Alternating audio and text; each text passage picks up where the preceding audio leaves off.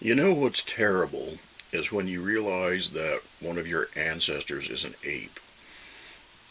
And of course, this is something that people fretted about a lot in the 1800s as theories of evolution came to the fore. There was a guy named Lord Monboddo who thought that humans had evolved from great apes. And then Darwin came along and so forth. And so a lot of people were concerned with this idea that there was a biological connection between apes and humans. But I'm not talking exactly about that. I'm talking about when, for example, your mom was an ape. Well, that happens a lot in horror fiction, as it turns out. It happens so often that I can't even begin to cover all the examples in a short video.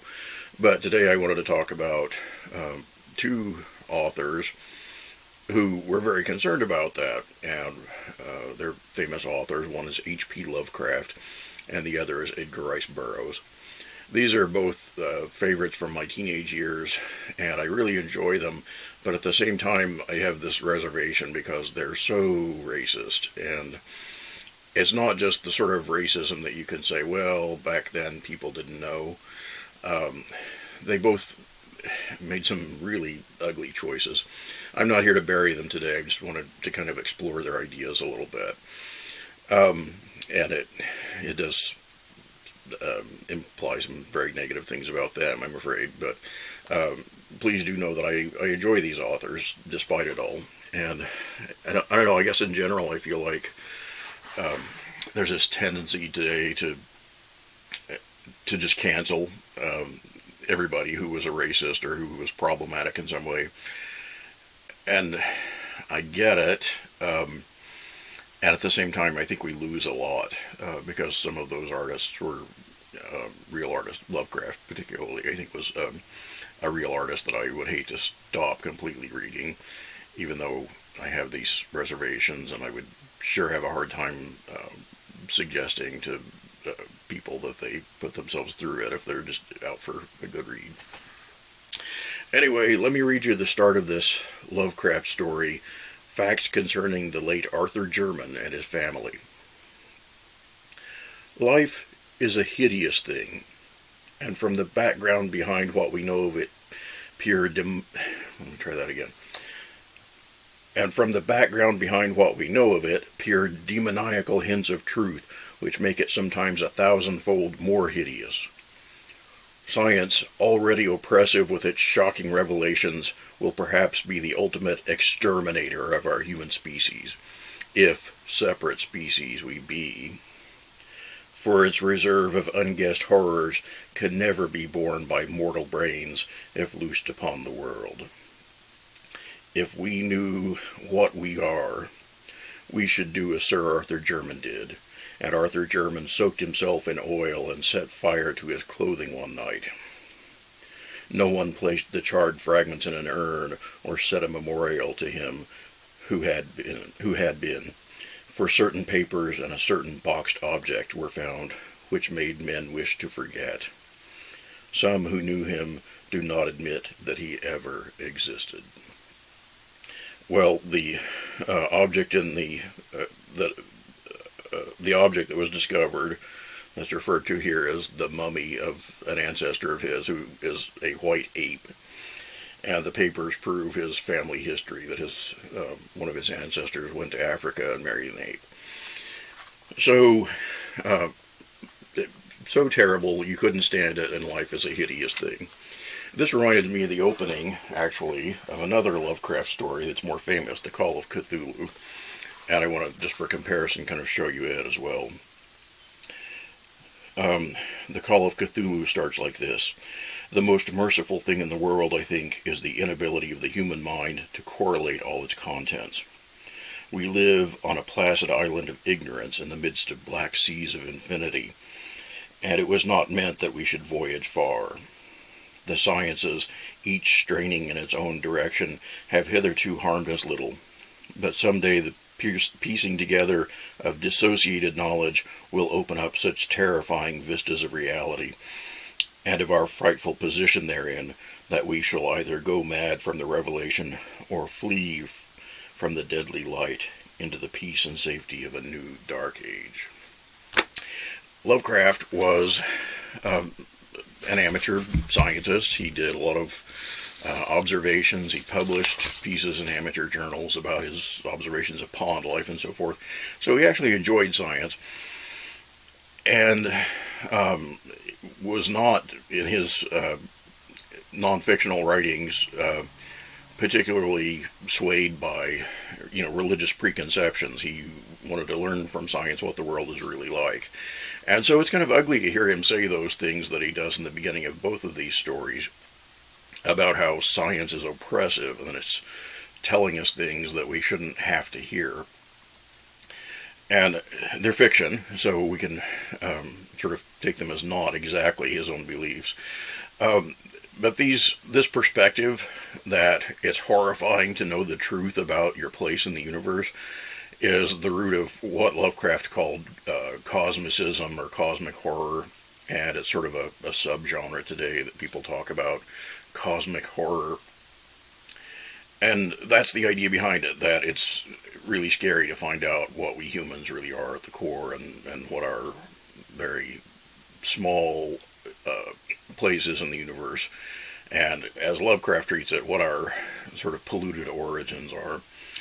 And I want to argue against that. I find that really offensive, actually, because I think science is a source of wonder, and the more you learn about the natural world, even the gross parts, the more interesting it gets, and the more wonderful it gets.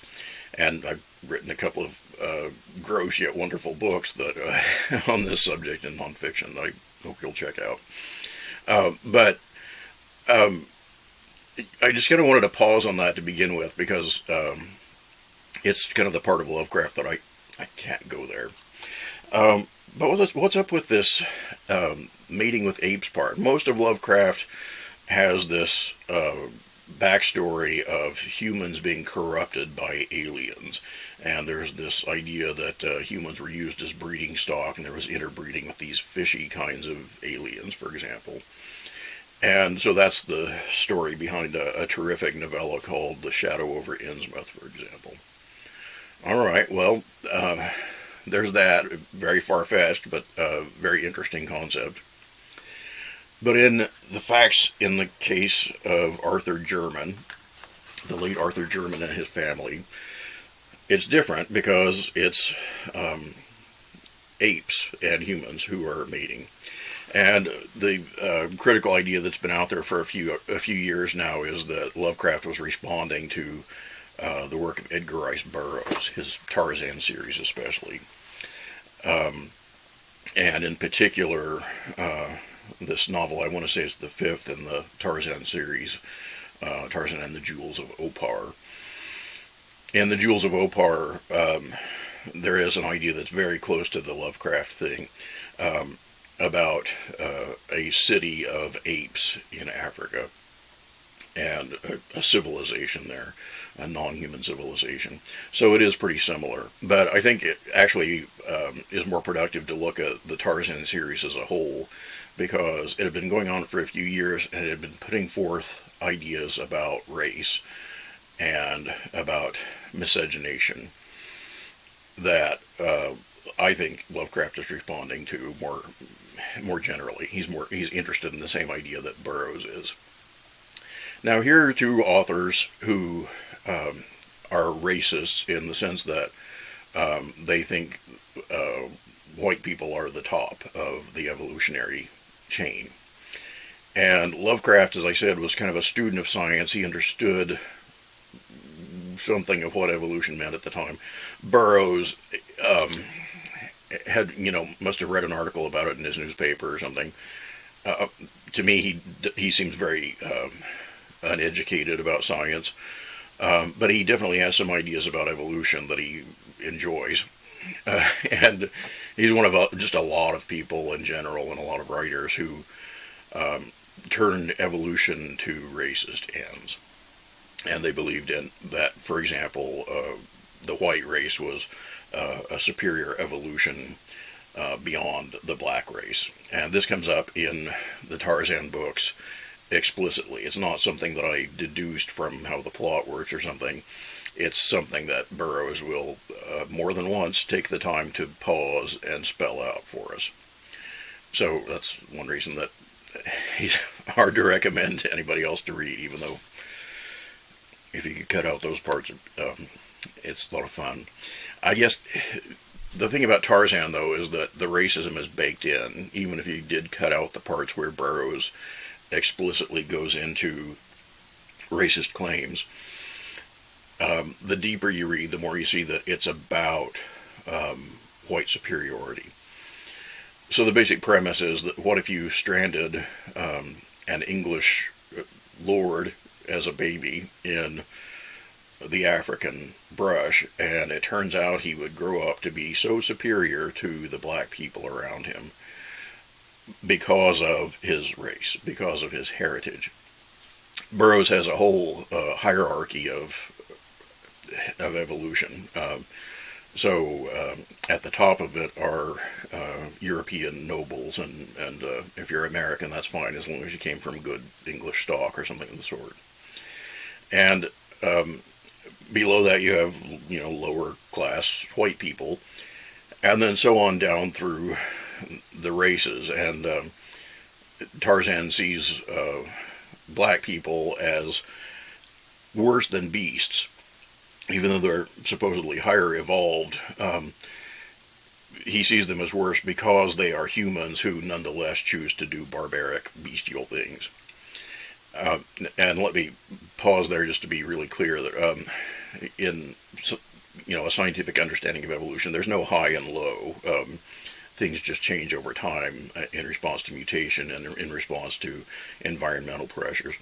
So none of this is inherent. None of these hierarchies are inherent in real evolutionary theory. But we're talking about what Pulp Fiction writers thought about 100 years ago.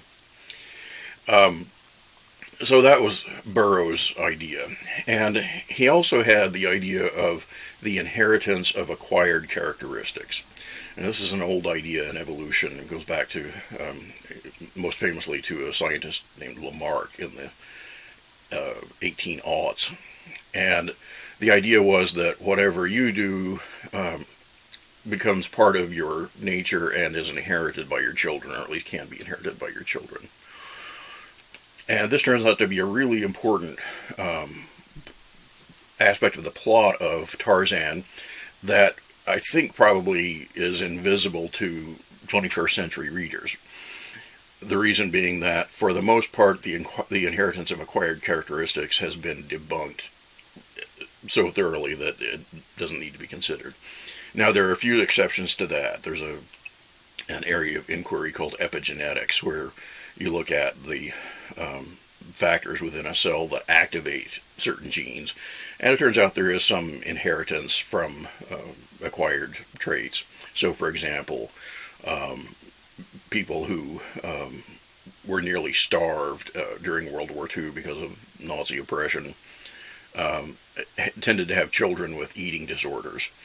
And the reason was that there was an inherited, activating factor within their cells that had, responded to this treatment. So even though the genes didn't encode for starvation, other factors did. I'm sorry, I'm not doing great justice to that because I'm not a biologist. So some things can be acquired by an individual and then passed on to their offspring. For the most part, though, that doesn't happen. There are only a certain few situations where that can happen. So if what Burroughs would propose is that by doing something uncivilized, you then pass that on to your children and they become less civilized. So it's not just a question of race, it's also a question of class, and it's also a question of your individual choices. And this is why, over and over again in the Tarzan stories, there are mutinies on board ships. And sometimes it's just a matter of some terrible low-class sailor getting above himself and overthrowing the rightful authorities. This is a real big concern with Burroughs. 3 times in the first Tarzan novel there are mutinies, and one of them is a mutiny within a mutiny, where the mutineers then mutiny against the sailor who led the first mutiny. And he's just really concerned with this because the mutiny was, in his time, and really going back for 150 years before that, one of the major emblems of what makes somebody civilized or not. If you mutiny, you're not civilized. And the reason for that was that sometimes mutinies led to cannibalism. So, for example, if you are overthrown as the captain and they don't kill you, but they throw you into a lifeboat with a few of your officers, and you're set adrift at sea, soon your food runs out, and then you must choose. Do we kill one of us and eat them in order to stay alive, or do we just all agree to die? And if we do stay alive,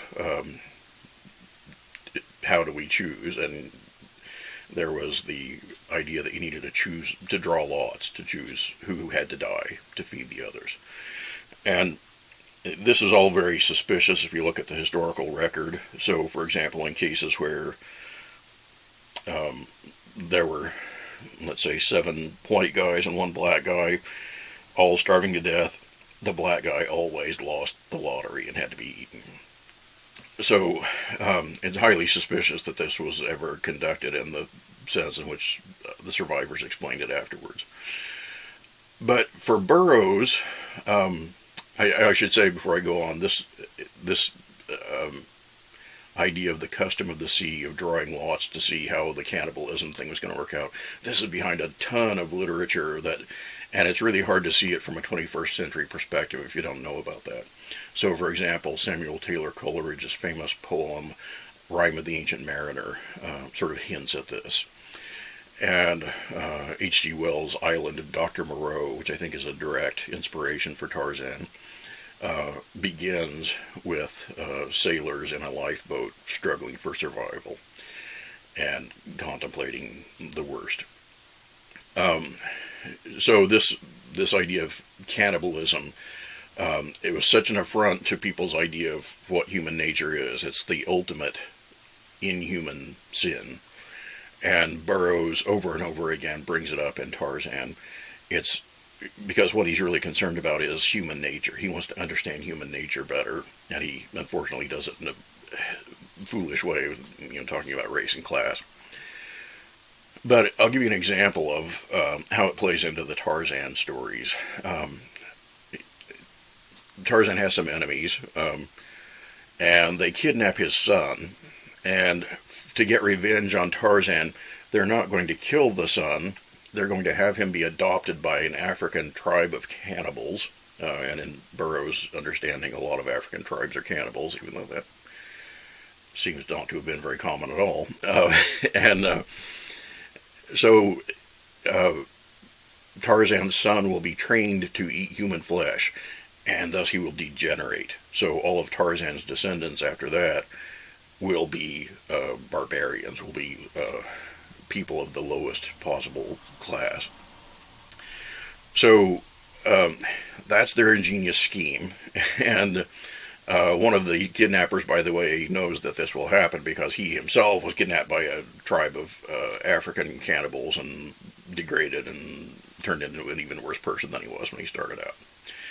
So that's the scheme. That's what they're going to do to get the revenge on Tarzan, and it's going to work because, as Burroughs understands it, you could inherit things that your ancestors did. Okay, so that was part of the thinking that's going on behind Tarzan. And the other thing that's more literally an influence on the Lovecraft story is humans mating with apes. And distasteful as that subject is, it does come up here. And throughout Tarzan, of course, the real plot is that he is the son of an African or an English nobleman and his noble wife, and so he has what to Burroughs was this perfect pedigree. But in the story, that's not known, since his parents were killed when he was a baby and he was adopted by an ape. He doesn't know where he comes from, and he slowly, by a series of diary readings and ridiculous coincidences, finds out his true inheritance. But then there's this melodramatic plot going on where Jane agrees to marry his cousin, who's also a person of noble heritage, but not quite as perfect morally as Tarzan. And so, to preserve her happiness, Tarzan does not reveal his true heritage. If he revealed his heritage, he would be entitled to the title of Lord Greystoke, and his cousin would be out of the picture. He would be he would not have that inheritance. So Tarzan, knowing that Jane's going to marry the cousin, decides that he will renounce his heritage, renounce his rights to this lordship. And the way he does that is, when asked about his parentage, he says, "My mother was an ape, and I never knew who my father was." When I read that as a kid, I assumed he was saying exactly what we readers know, which is that he was adopted by apes, and that he's just not mentioning the human heritage he has. But if you look at it with the eyes of what I've just been saying about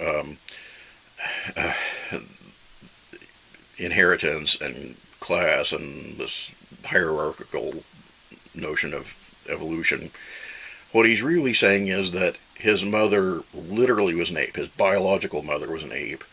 And for him to look the way he looks, some human must have gone out and mated with that ape.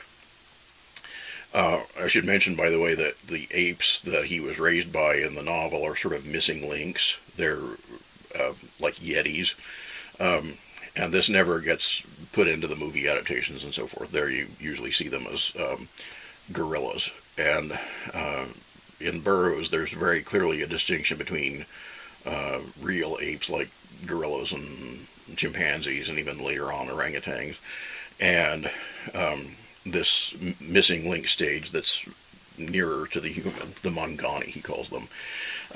But so he's claiming that this missing link mother that raised Tarzan had mated with a human. That's what Tarzan is pretending it to be the case, even though he knows it's a lie.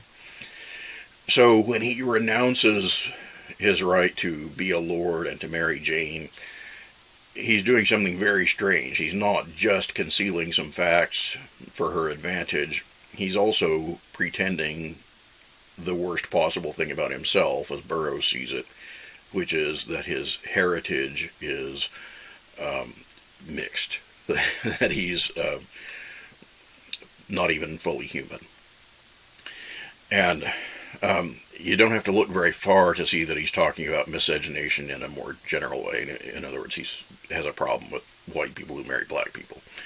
But because that too is spelled out as something he explicitly does not approve of. But so Tarzan is making the ultimate sacrifice by pretending to not even be fully human.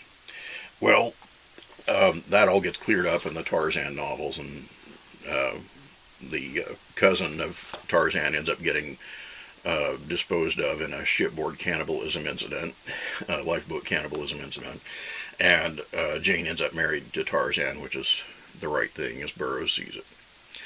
Alright, so humans and apes, and that brings me back just briefly to this Lovecraft story, where the big revelation is, in fact, one of the maternal ancestors was an ape preserved, and that's the very worst thing. And that's why this guy ends up killing himself, and why, I can't remember if it's him or one of his ancestors, actually tries to kill all the children. Let me give credit to a few books that I used here. This is a terrific anthology called Anthropologica Incognita. Don't let the Latin title scare you off. This is by Chad Arment. Chad Arment, A-R-M-E-N-T. And this guy researches the history of speculative fiction and puts out really interesting themed anthologies like this. And this one's about wild men, strange apes, and fantastic races in classic science fiction and fantasy. So he kind of, by anthologizing, delves into some of the stuff I've just been talking about. And the title again is Anthropologica Incognita. unknown human-like things, I think that would mean. And that anthology contains Arthur Jermyn, the Lovecraft story that I've been talking about. Here's a different Lovecraft anthology that doesn't contain that story, but it contains The Call of Cthulhu that I also quoted here. And this is just called The Best of H.P. Lovecraft, Blood-Curdling Tales of Horror and the Macabre. And this is from Del Rey Books, a collection they put out in the early 80s, or at least that's the print date on this one. And they all have this kind of cool illustration style on the cover. I enjoy these. And then, of course, Tarzan. The Tarzan books, at least the first few, are in public domain, and you can find them on Project Gutenberg and LibriVox and places like that. I listened to the first 10 or so of them through LibriVox.org to prepare for this. But I have to say, despite all the racism we've been talking about, I did enjoy them. They were fun to read, except for those passages. So I guess I'm going to slightly recommend them. Here's kind of a different way to go if you just want to just learn the plot without having to sit through the racist stuff. This is an adaptation that DC Comics did. There have been many comics adaptations of Tarzan. I think the Burroughs estate has kept it going for a long time now, ever since original fiction was still coming out. But this one I think is particularly good. This is an adaptation of the first novel, and it's by a terrific artist named Joe Kubert. You can see his kind of edgy style and his terrific mastery of where to place the light source and so forth here on the cover. I'm not sure how easy or hard this is to find, but my son just found it in a used bookstore and knew I would like looking at it again.